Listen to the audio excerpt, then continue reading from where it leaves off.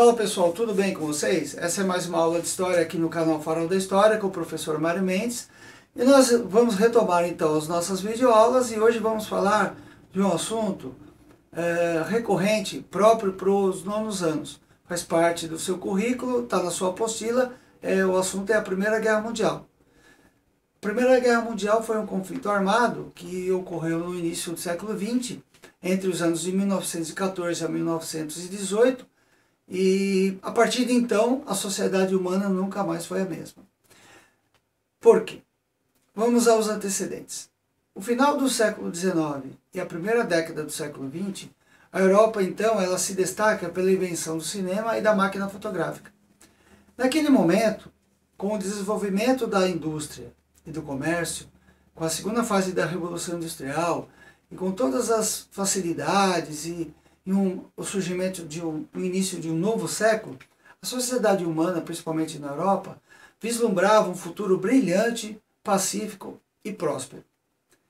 Definida aquela época como a Belle Époque, ou a Bela Época em francês, as potências desse continente também procuravam se organizar dentro de um espírito de paz armada. Vejam o quadro. Você pode notar aí, na cronologia do período, que de 1882 a 1919, vários fatos ocorreram, a formação de alianças, a explosão da Primeira Guerra, a entrada dos Estados Unidos na América na guerra, a saída da Rússia, em função da Revolução Russa de 1917, rendição alemã e, por fim, o Tratado de Versalhes. Anotem essas datas aí. A partir do avanço das máquinas a vapor e por novas fontes de energia, exigiu das nações europeias a abertura de novos mercados consumidores e fornecedores de matérias-primas para a produção industrial em franco crescimento. Com esse crescimento no mercado externo, propiciou então a necessidade de se promover a exportação dos capitais excedentes disponíveis nas áreas industrializadas para regiões onde pudesse promover o fortalecimento das potências capitalistas em expansão. Então, na metade do século XIX, as potências europeias passaram por uma crise de superprodução fabril. O que significava isso? Que eles estavam produzindo mais produtos do que os consumidores podiam absorver. Então, isso estimulou a disputa por mercados, tá? E definindo então a competição imperialista sobre a área periférica do capitalismo, sobre outros continentes onde o capitalismo industrial ainda não havia chegado.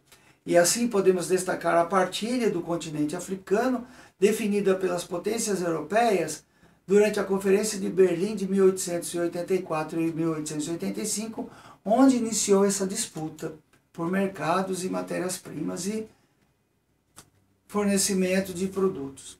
A essa nova realidade que surgia, apontava então os limites da expansão do mundo liberal capitalista.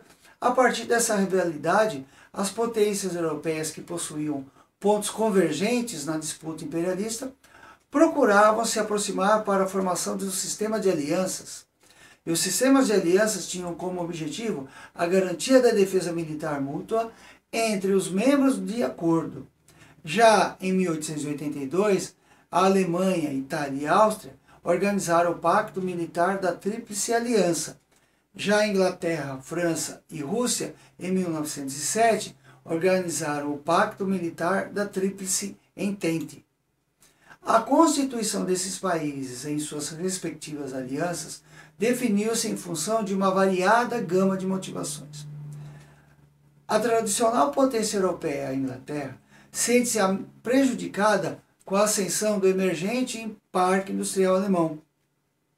A Alemanha, quando ela foi unificada em 1870 pelo Kaiser Guilherme, ela se desenvolveu tanto na sua área industrial que ao final do século XIX, em 30 anos, ela se tornou uma superpotência industrial, desbancando do mercado internacional os tradicionais produtos ingleses, sendo que a Inglaterra vinha exercendo a industrialização desde o século XVIII, sendo ofuscada militarmente pela supremacia das forças navais germânicas, responsável pela invenção do submarino no início do século XX.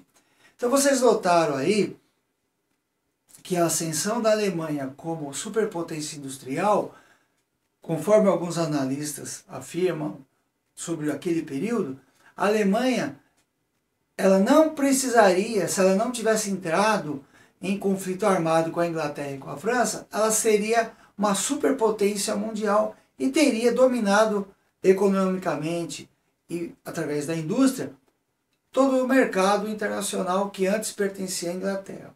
Então, essa rivalidade em relação ao Segundo Reich alemão também era nutrida pelo Estado francês, pela França, que no processo de unificação alemã, ela perdeu na Guerra Franco-Prussiana, em 1870, o controle das regiões da Alsácia-Lorena, que era rica em recursos minerais tão importantes para o desenvolvimento industrial que estava ocorrendo naquele momento. Aí surgem também dois conceitos, o pan-eslavismo, que é a união dos povos eslavos sob o escudo do Império Russo, e o pan-germanismo, que era a união dos povos de origem germânica sob o escudo do Império Alemão.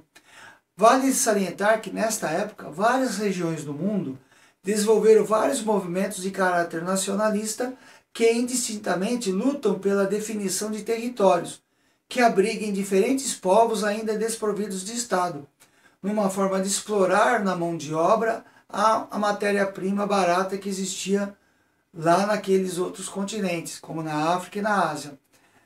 Aliado do Império Turco, o Segundo Reich alemão propôs a criação de uma ferrovia internacional que ligaria a capital alemã, Berlim, à capital do Iraque, Bagdá, importante centro produtor de petróleo no Oriente, tão importante para o desenvolvimento industrial que estava ocorrendo. Também o projeto da ferrovia Berlim-Bagdá desagradou aos povos eslavos. E por que isso aconteceu? Porque a trajetória cortaria a região balcânica, que era um território pretendido pelo Império Russo. O Estado balcânico da Sérvia, o país chamado Sérvia, militarmente mais estruturado, ele queria estabelecer a criação da Grande Sérvia, a unificação de todos os estados de origem eslava num país só, passando a ser defendida também pelo Império Russo, que poderia, como era interessante para o Império Russo, poderia ter acesso ao mar Mediterrâneo com a possível união desses estados eslavos. Vale salientar que a Áustria, nesse momento, em 1906, anexou as províncias eslavas da Bósnia e Herzegovina e prejudicou esse projeto de formação da Grande Sérvia. E acirrou, então, um conflito nacionalista na região, surgindo uma organização nacionalista de libertação da Sérvia chamada Mão Negra.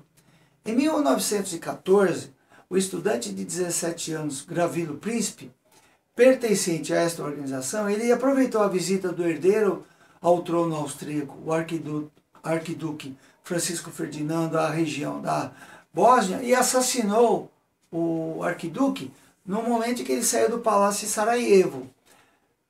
O Império Austro-Húngaro acusou o governo sérvio de ter tramado esse atentado.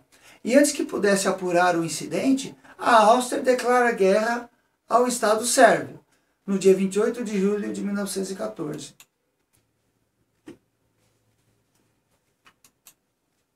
Dois dias depois, a Rússia aliada ao Estado sérvio declara guerra à Áustria, que por sua vez tem como aliada a Alemanha. A Rússia vai ter o apoio da Inglaterra e da França, começando então a Primeira Guerra Mundial. A tecnologia militar desenvolvida na Primeira Guerra Mundial inaugurou os diferentes recursos bélicos que deram uma característica própria a esse conflito. O início do conflito foi caracterizado pela guerra de trincheira, onde os exércitos ficavam confinados em valetas construídas, cavadas ao longo do campo de batalha, e também a invenção da metralhadora, do tanque de guerra e a utilização da aviação num conflito armado, que o avião tinha sido inventado e desenvolvido por aquele tempo. O governo italiano, que no início do conflito estava aliada à Tríplice Aliança, permaneceu neutro e na metade do conflito se aliou à Tríplice Entente, em troca da promessa de colônias alemãs ao final do confronto. O navio inglês Lusitânia, com tripulação norte-americana a bordo, foi afundado em abril de 1917 por um submarino alemão, provocando a entrada dos Estados Unidos no conflito, aliado à Tríplice Entente. Em 1917, a Rússia sai da guerra após a Revolução Comunista liderada por Lenin e assinou o Tratado de Brest-Litovsk, um acordo de paz com a Alemanha, e então a Rússia se retirou em março de 1918. A entrada dos Estados Unidos fortaleceu a Tríplice Entente, rendendo as tropas alemãs que assinaram o pedido de armistício ou final da guerra em 11 de novembro de 1918. Com o término do conflito, então, o presidente dos Estados Unidos, Woodrow Wilson, apresentou uma proposta de paz honrosa, onde não houvesse vencedores e nem vencidos, definida como 14 pontos de Wilson. Em 28 de julho de 1919, a Alemanha foi obrigada a assinar o Tratado de Versalhes, arcando com as despesas da guerra, a devolução de Alsácia-Lorena à França, a perda das colônias afroasiáticas para os países da Tríplice Entente e a proibição de armamentos e a desmilitarização do país. Os Estados Unidos emergiram então como uma nova superpotência mundial, resultando de parte do lucro investido na guerra. Então surgiu então a superpotência americana, que também financiou e depois emprestou dinheiro para a reconstrução da Europa ao final da Primeira Guerra Mundial. Espero que tenham gostado dessa videoaula. Depois nós podemos voltar com uma segunda parte. Compartilhem e um grande abraço. A gente volta na próxima semana.